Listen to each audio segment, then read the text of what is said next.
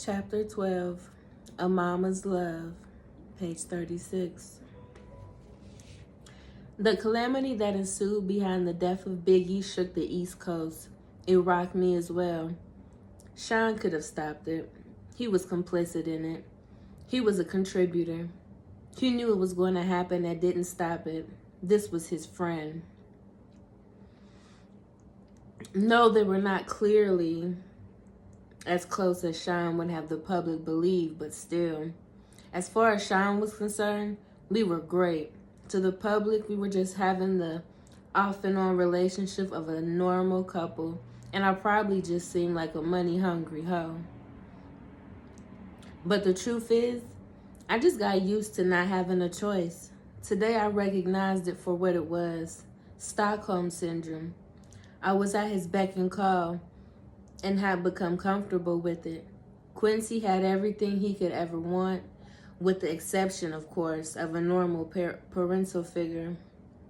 That is why this chapter is so powerful for me. A mother's love is so real. One night I was out with my boyfriend. Yes, we were on again, and we were joined for a dinner by none other than Miss Wallace. Sean looked over as security allowed Miss Wallace to approach the table and sit. Miss Wallace smoked with a smile. Miss Wallace spoke with a smile. Hello, Sean. Hi, Kim. I smiled the best I could. What a situation. For all intents and purposes, she is sitting with her son's killer. I hope my voice didn't betray my feelings as I said, Hi, Miss Wallace. Sean smiled also as he said, Hello, Miss Wallace. What can I do for you? When I got your call, it sounded urgent. He was able to appear as if he was smiling warmly. This was the creepiest situation of my entire life. She looked at Sean with pleading eyes. I know this isn't your problem, but things have gotten kind of hard. I was hoping that you could send some of that money Chris made with you this way. Sean shook his head. That's not something I can just do. There are attorneys and accountants. Can I maybe help you out with a little something to get you past the hump? Sean reached into his pocket to dig for his wallet. I haven't even seen how much Chris left. It's going on 2 years. Just how long is this going to take? Sean sighed as he replied, Those things are difficult, Mrs. Wallace. I don't know. The attorneys don't make this easy. Miss Wallace pushed further. I don't understand what's so difficult. He worked for you. He made his money. Where is it? Sean shook his head as if saddened by what he was saying as he continued. It's not like I can just give you his money. You're entitled to certain amounts. And they are just trying to figure out what the amount is. I don't mean to sound cruel, but it wouldn't be fair to me to just give you tons of money. Yes, you got rich off my son and now you're keeping all of his money. Sean kept his cool as he replied. I'm afraid business isn't that cut and cool as he replied. Oops.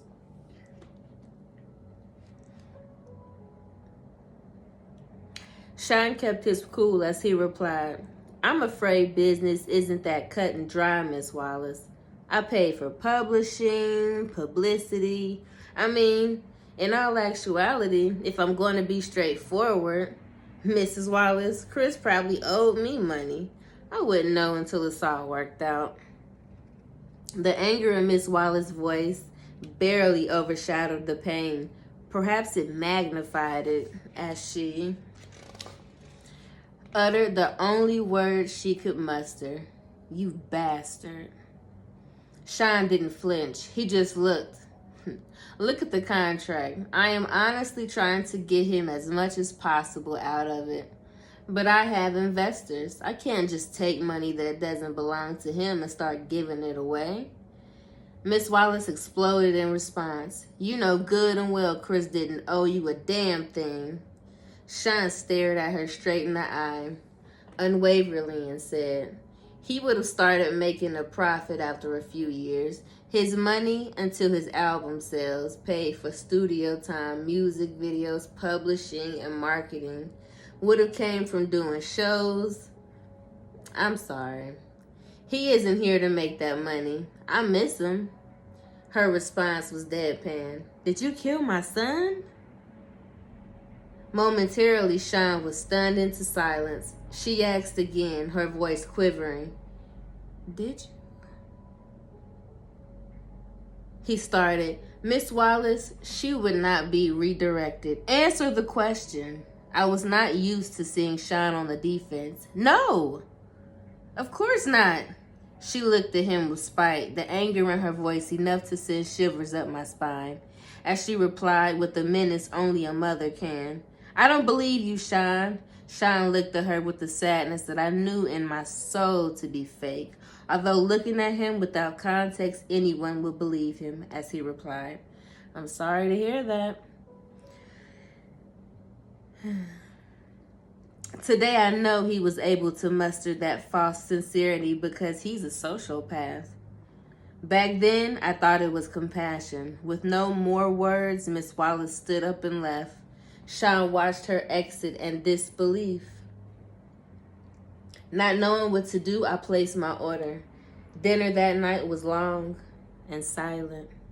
I feared for Miss Wallace's life. Sean is most dangerous when he feels threatened. No, she cannot physically threaten him, but this threat was very real. If she goes public with her accusations, Sean's image would be damaged. I have felt for myself the extents he would go through in order to protect that image.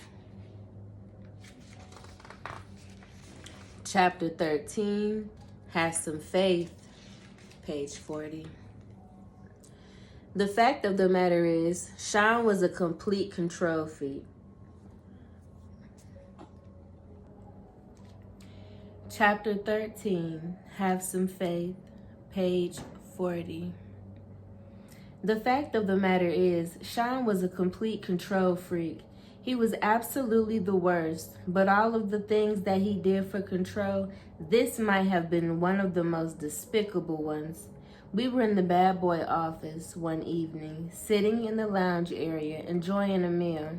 Sean was smoking on one of those big cigars he liked when Faith entered and sat down with us. She seemed relaxed as she said, "Hey guys."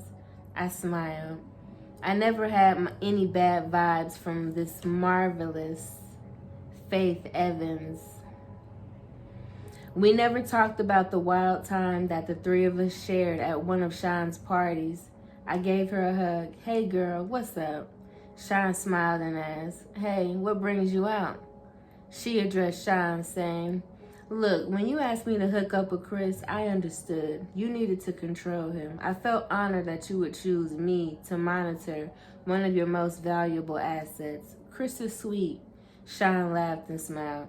"Honestly, I know you'd be good. Make the big man feel loved. I don't feel good about all of this, Sean." Sean got that look in his eye as he gets before he blows his top. Faith saw it also. She treaded carefully. "Sean, you know I'm as loyal as they come." Sean leaped forward, unintentionally threatening, and said in a low tone, "Yeah." "But Sean, Chris and I had a child together." Sean leaned back. He let out a deep breath. "I'm gonna take care of you. You're not like Chris. You're loyal." Faith had a tear in her eye as she responded, "He didn't have to die." This is getting very touchy. Did she know? Did she suspect? Was this her trying to find out if Sean intentionally killed Biggie? I wanted to ask, but of course there was no way of doing that. This is so crazy. Sean sighed and replied, "He didn't. Don't get me wrong. I miss him. But he was leaving me anyway. No one cares about my pain." Classic narcissistic Sean. It's all about him. I was sickened for a moment. but his next sentence made me feel for him anyway. I wanted to share all of this with him. He was my man. Faith couldn't hide the anger that flared in her eyes, but she knew who she was talking to. She was careful when she spoke.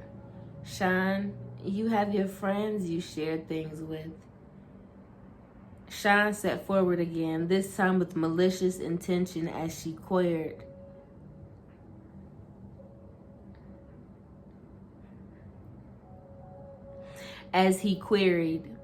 What the fuck is that supposed to mean? Chris had no one, only you. Sean lost it. That fat fuck and that other piece of shit I had you fuck. I interject while in shock. You had her fuck Pac? Sean glared at me as he answered. Yes, fucking Pac. Those motherfuckers weren't going to try to start their own label and compete with me. Me? After all I did for that? Fat fuck? Nah. I wasn't using resources to protect that motherfucker. No fucking way. As Faith started to cry, Sean looked at her and softened slightly. He spoke a little calmer. Look, I didn't hate him. I was hurt, but I didn't hate him. I'll make sure you and CJ are taken care of. Without words, Faith got up to leave.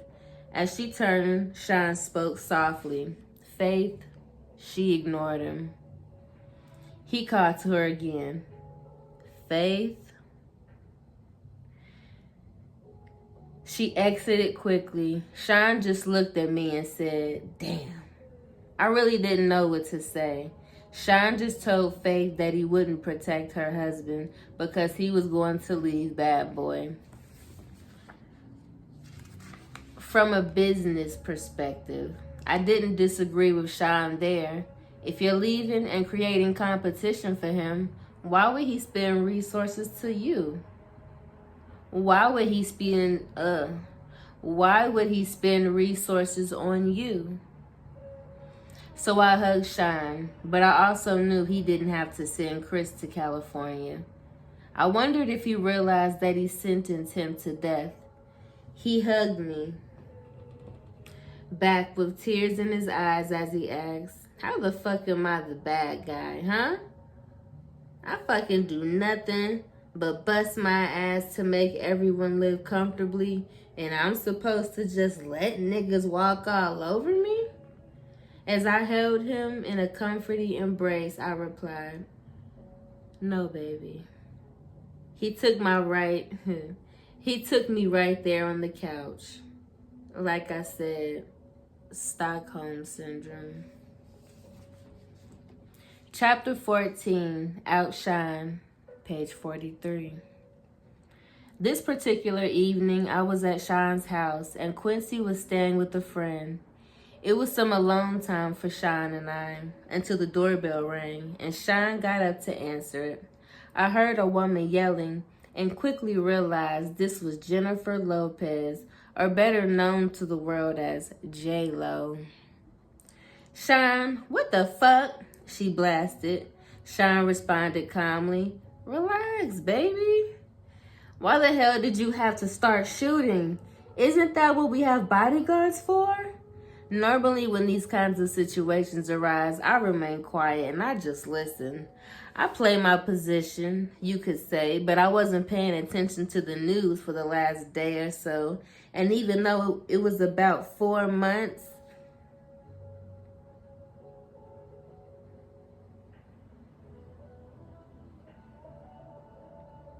and even though it would be the only thing anyone would talk about to me for months, no one had spoken to me about it yet. So I entered the foyer asking, what's going on?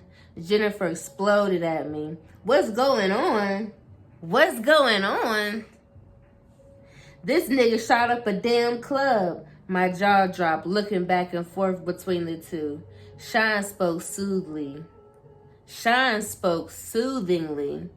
Jen, you gotta calm down. Jennifer was having none of it. She continued, calm down. Calm down? You shot a bunch of innocent people, Sean. Sean placed his hand on her forearm. It's a bonding technique. He was shrewd in handling her.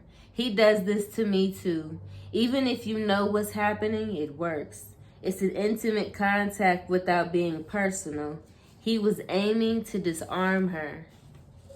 This did not seem to immediately sway Jennifer as she continued. Why in the hell do you think Biggie's replacement will take the fall for you? Biggie's replacement? Wait, could she be talking about... I had to know. Are you talking about Shine? Jennifer didn't even look at me as she responded. Yes, fucking Shine. Shine continued with a calm and even voice. Relax, the situation is under control.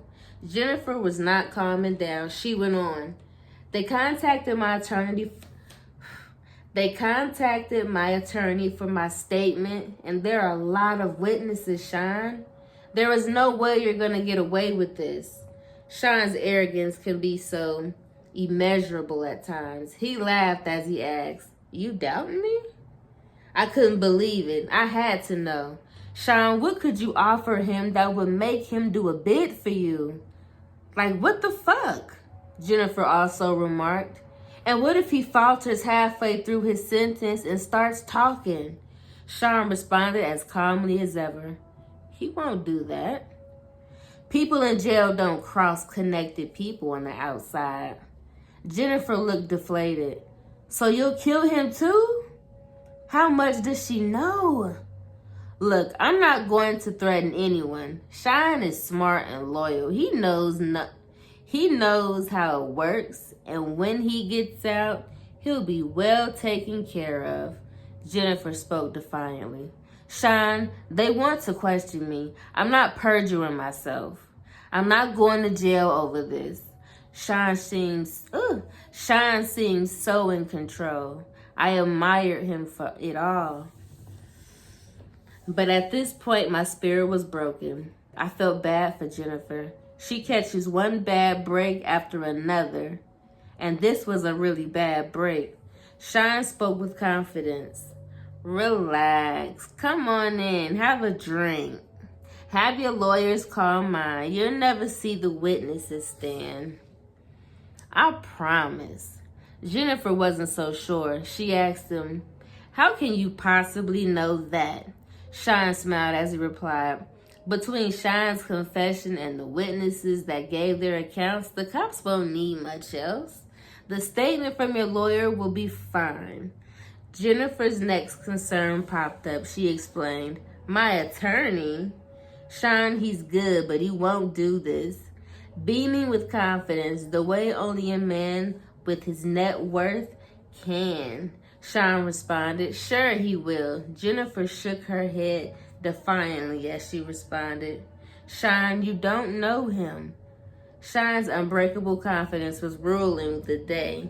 Jennifer was giving in as he told her with a smile, I got this. Shine, are you sure? Shine gave a wink. My attorneys will handle situations. Give him my number too.